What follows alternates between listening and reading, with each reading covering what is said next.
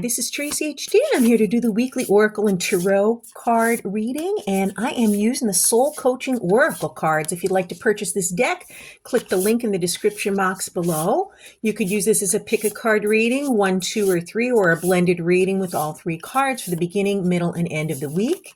As I shuffle the deck, I'm asking all light beings, angels, and God, please relay the message and you share with my viewers the highest good of all. For those of you that picked card 1 or the beginning of the week, we'll take the top card.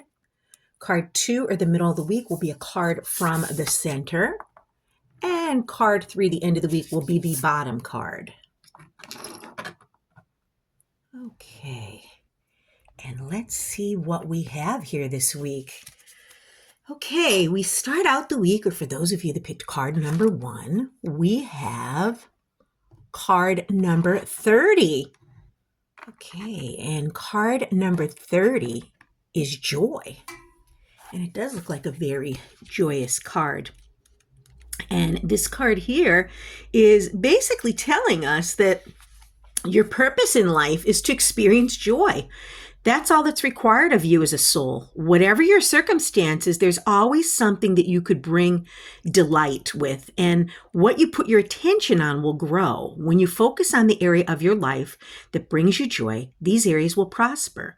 One of the fastest paths to happiness is through sharing and giving. So give of your heart and share of your love.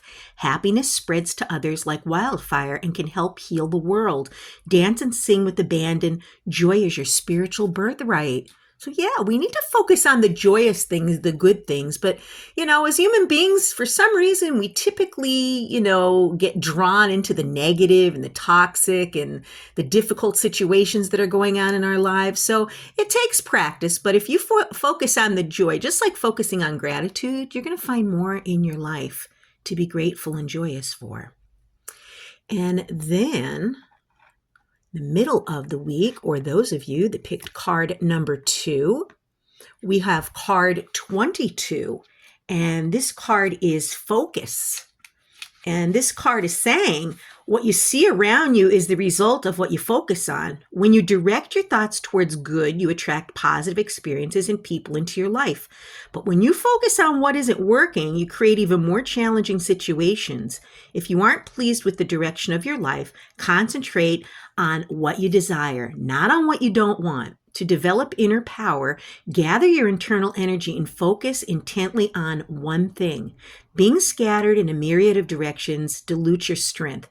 Devote your attention to your career, your relationships, a hobby, or something that you're passionate about. Diminish the activities that aren't essential to this goal, and it will be just a matter of time until miracles begin to grow. And that is so true. What we focus on becomes our reality. So if we're focusing on negative people and negative things and what our problems are and what's not working out, we're going to experience more of the same. Okay. But if we practice, and it takes practice, no judgment here. I know I used to be one of those people too, thinking of what could go wrong. If you could change your focus on the things that you're grateful for and positive for, again, it's going to create a more positive reality for you. So I see, a correlation between these two, positive actions, positive thoughts, thinking about positive things, not in a toxic positivity way where you're in denial of the things that are going on in your life that really need time and attention to improve. Okay, when people are in the middle of a disaster that's going on in their life and they're like, oh no, everything's fine. No, I'm fine. That's denial. And that could be a very dangerous way to take, this. So you want to remain hopeful and positive and hope for the best. And then at the end of the week, or those of you that picked card number 3, wow, we had this, it's like a dinosaur with wings.